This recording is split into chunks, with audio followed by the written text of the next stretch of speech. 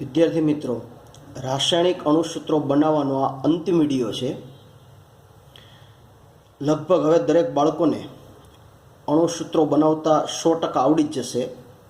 હજુ થોડા વધારે ઉદાહરણ આપણે લઈએ અને પછી અણુસૂત્રો બનાવવાની પ્રક્રિયા આપણે પૂર્ણ કરીએ. હવે 1 થી 20 પરમાણુ ક્રમાંક સુધીના તત્વોનું ઇલેક્ટ્રોન રચના અને અણુસૂત્રો તમને આવડી જ ગયા હશે, પણ માનો કે કદાચ પરમાણુ ક્રમાંક 20 ઉપરના તત્વો હોય અને એમાંથી જો કોઈ અણુસૂત્ર બનાવવાના થાય તો મોટે ભાગે લગભગ 4 જેટલા તત્વો છે કે જેની ઉપર અણુસૂત્ર આવી શકે. એટલે 4 તત્વોની ઇલેક્ટ્રોન રચનામાં આપણે નહીં જઈ. ટૂંકમાં 4 તત્વો ઉપર પ્લસ જે આવે છે એ સીધું યાદ જ રાખી લેશું. એટલે જ્યાં પણ અણુસૂત્ર બનાવવામાં 4 તત્વોની જરૂર પડતી હોય તો એ 4 તત્વોનો સીધો ઉપયોગ કરીને અણુસૂત્ર બનાવી શકાય. આમ તો લગભગ આ 4 તત્વો સિવાય બીજા લગભગ ક્યાંય અણુસૂત્ર બનાવવાની જરૂર નહીં જ પડે, આમાં જ આવી જશે. તો એ 4 તત્વો ક્યાંય આપણે યાદ રાખી લઈએ. ઝિંક +2, પીબી એટલે લેડ +2, બેરિયમ Ba+2 અને કોપર Cu+2. અમુક રાસાયણિક અણુસૂત્રોમાં ઝિંક, લેડ, બેરિયમ અને કોપર આવતા હોય છે અને યાદ રાખવામાં સરળ છે, બધા ઉપર +2 જ આવે છે. એટલે તમારે વિચારવાનું લાંબુ નથી. ઝિંક +2, પીબી લેડ +2, બેરિયમ +2 અને કોપર +2 બધા ઉપર +2 છે. તો ચારેય તત્વો ઉપર +2 આવે ને ચારેય તત્વોની સંજ્ઞા પણ યાદ રાખી લેવી. એટલે જ્યાં પણ અણુસૂત્રમાં જરૂર પડે ત્યાં સીધો આનો ઉપયોગ કરી લેવો. હવે આપણે આગળ અણુસૂત્ર થોડા હજુ વધારે બનાવીએ. Potassium nitrate. હવે અહીંયા પોટેશિયમ તત્વ અને નાઇટ્રેટ જૂથ. તો પોટેશિયમ તત્વની સંજ્ઞા કે નાઇટ્રેટ જૂથ છે NO3-1. આ જૂથ તો આપણે યાદ જ રાખીએ છીએ.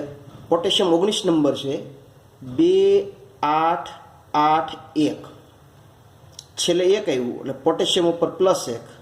હવે તો દરેક બાળકોને ખ્યાલ જ આવી ગયો હશે, બહુ સરળ થઈ ગઈ રીત.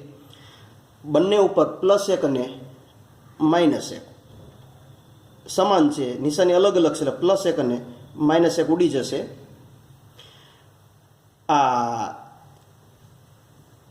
KNO3 ભેગા કરીને મૂકી દેશું તો પોટેશિયમ નાઇટ્રેટનું અણુસૂત્ર KNO3, potassium nitrate. Sodium sulphide. અહીંયા સોડિયમ તત્વ છે ને સલ્ફાઇડ એ જૂથ છે. તો સોડિયમની સંજ્ઞા Na અને સલ્ફાઇડ જૂથ SO3-2. આ ખાસ જૂથ બધા યાદ રાખી લેજો. સોડિયમ 11 નંબર છે, 2-8-1, છેલ્લે 1 આવ્યો તો સોડિયમ ઉપર +1. હવે અલગ અલગ સંખ્યા છે અને +- એટલે સંખ્યાઓ ક્રોસ મુકાશે, જે તમને ખ્યાલ જ છે. એટલે 2 આ ખૂણે આવશે Na2, પણ એક તત્વ હોય એ સંજ્ઞા Na એક જ તત્વની છે સોડિયમની, તો કાઉન્સ કરવાની જરૂર નથી. 2 અહીંયા આવશે અને SO3 આ એક અહીંયા આવશે, પણ આપણે ખ્યાલ જ છે, આપણે એક લખતા નથી અને જ્યાં એક આવતો હોય ત્યાં પછી કાઉન્સ મૂકવાની જરૂર નથી. તો Na2SO3 સોડિયમ સલ્ફાઇડનું અણુસૂત્ર Na2SO3 સોડિયમ સલ્ફાઇડ. એના પછી કેલ્શિયમ ફોસ્ફેટ.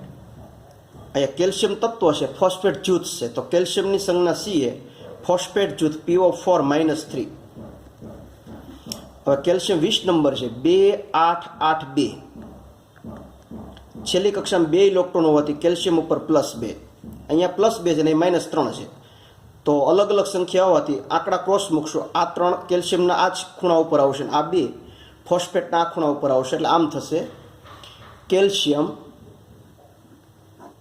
આ 3 અહીંયા આવશે કેલ્શિયમ 3. પણ આ કેલ્શિયમની એક જ સંજ્ઞા હોવાથી કાઉન્સ કરવાની જરૂર નથી. તો 3 અહીંયા અને 2 અહીંયા, તો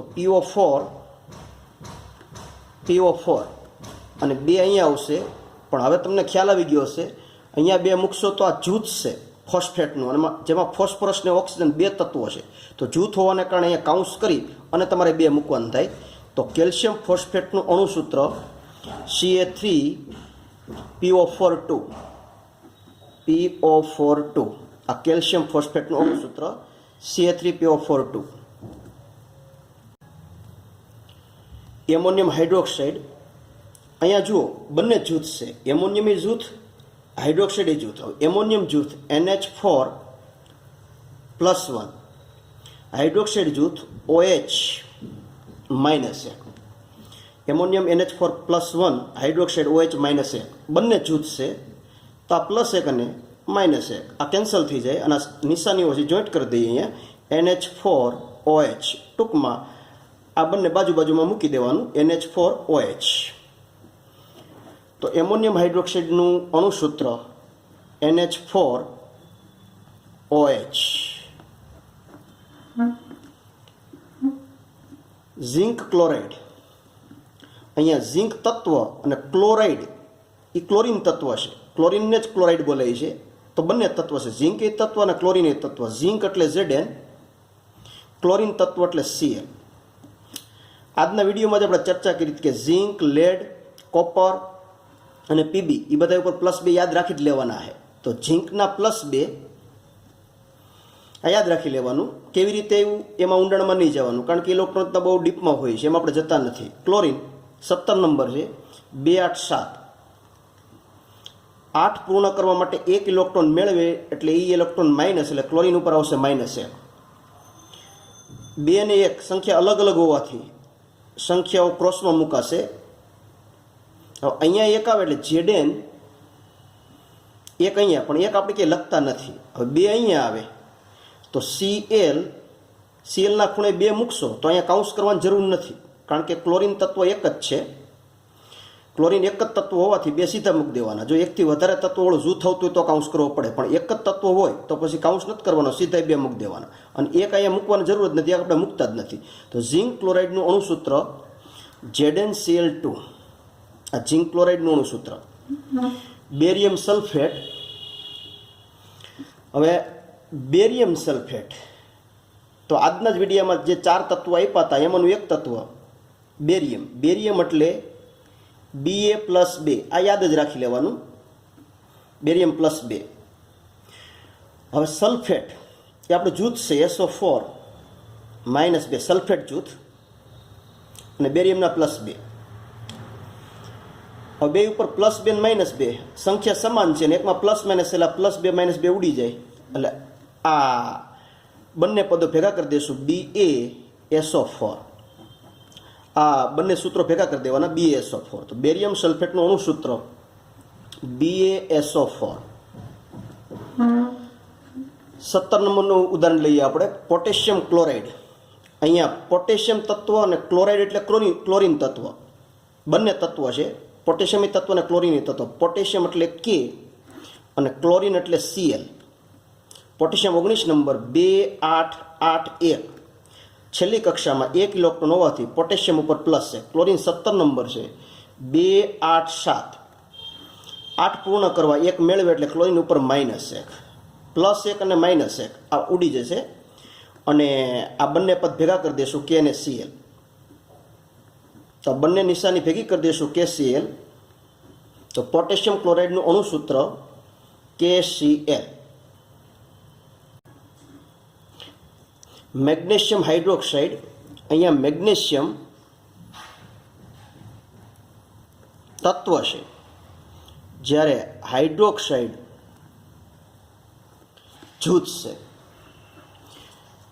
મેગ્નેશિયમ હાઇડ્રોક્સાઇડ જેમાં મેગ્નેશિયમ તત્વ છે અને હાઇડ્રોક્સાઇડ જૂથ છે તો મેગ્નેશિયમની સંજ્ઞા Mg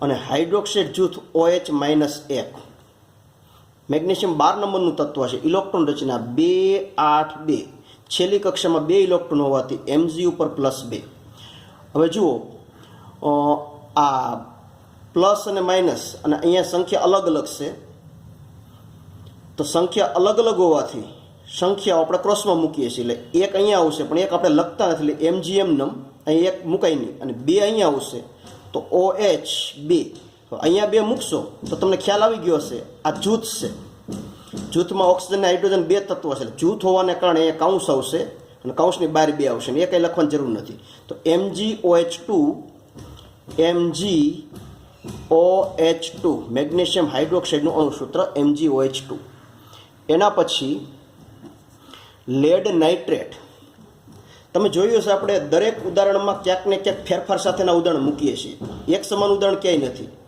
થોડા થોડા ફેરફાર સાથેના જ ઉદાહરણ મૂકતા જઈએ છીએ. લેડ નાઇટ્રેટ, એમાં લેડ તત્વ આવ્યું અને નાઇટ્રેટી જૂથ આવ્યું. તો લેડ એટલે પીબી અને નાઇટ્રેટ આ જૂથ છે, યાદ કરો, NO3 ઉપર -1 આ નાઇટ્રેટ જૂથ, અને લેડના +2 યાદ રાખી લેવાના. એકવાર રિમેમ્બર કરી લો, શરૂઆતમાં ઝીંક +2, પીબી લેડ +2, કોપર +2, અને આ રીતે એ શરૂઆતમાં જે 4 તત્વો આપ્યા છે એ ચારેય તત્વોની સંયોજકતા +2 છે, યાદ રાખી લેજો. જ્યાં જ્યાં અણુસૂત્રમાં એની જરૂર પડે ત્યાંનો સીધો ઉપયોગ કરી લેજો.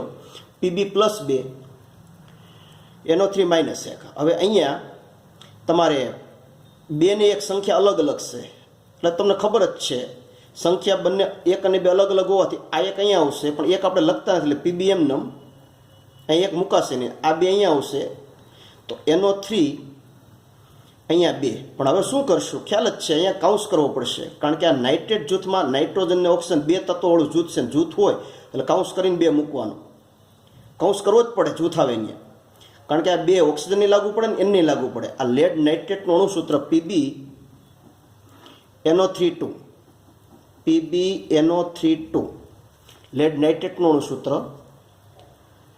એના પછી બેરિયમ હાઇડ્રોક્સાઇડ. હવે બેરિયમ હાઇડ્રોક્સાઇડ એની અંદર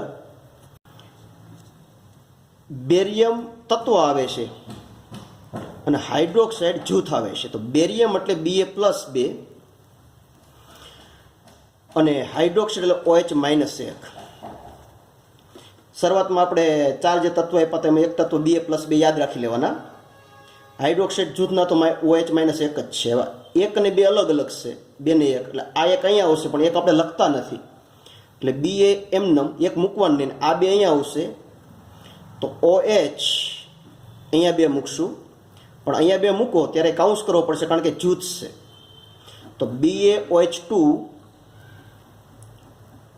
BaOH2 બેરિયમ હાઇડ્રોક્સાઇડ. વિદ્યાર્થી મિત્રો, હવે અહીંથી તમને હોમવર્ક માટે હું 10 અણુસૂત્રો બનાવવા માટેના હોમવર્કમાં 10 અણુસૂત્રો તમારે બનાવવાના છે. શબ્દની ભાષા હું આપું છું, પ્રયાસ કરજો 100% બધા અણુસૂત્ર આવડી જશે. 1 aluminium chloride, 2 magnesium sulphate, 3 calcium hydroxide,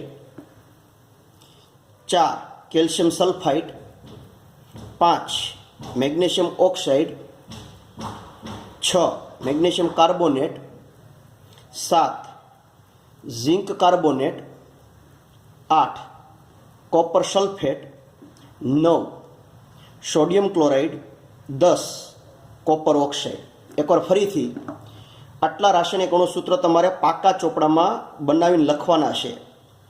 પહેલું એલ્યુમિનિયમ ક્લોરાઇડ, બીજું મેગ્નેશિયમ સલ્ફેટ, ત્રીજું કેલ્શિયમ હાઇડ્રોક્સાઇડ, ચોથું કેલ્શિયમ સલ્ફાઇડ, પાંચમું મેગ્નેશિયમ ઓક્સાઇડ, છઠ્ઠું મેગ્નેશિયમ કાર્બોનેટ, સાતમું ઝિંક કાર્બોનેટ, આઠમું કોપર સલ્ફેટ, નવમું સોડિયમ ક્લોરાઇડ, 10 કોપર ઓક્સાઇડ. વિદ્યાર્થી મિત્રો, અહીં આપણે રાસાયણિક અણુસૂત્રો બનાવવાની પ્રક્રિયા અને વિડીયો પૂર્ણ કરીએ છીએ. બીજું વિદ્યાર્થી મિત્રો, આ 4 વિડીયો જે અણુસૂત્રોને લગતા આપણે બનાવ્યા, એમાં જો કોઈ સારી બાબતો હોય તો એ, અને તમને કોઈ સુધારાની જરૂર લાગતી હોય તો એ પણ કોમેન્ટમાં શેર કરજો, જેથી અમને ખબર પડે એટલે અમે આગળના વિડીયોમાં એ પ્રકારે ફેરફાર કરી શકીએ. અહીં આપણે અણુસૂત્રોના વિડીયો પૂર્ણ કરીએ છીએ.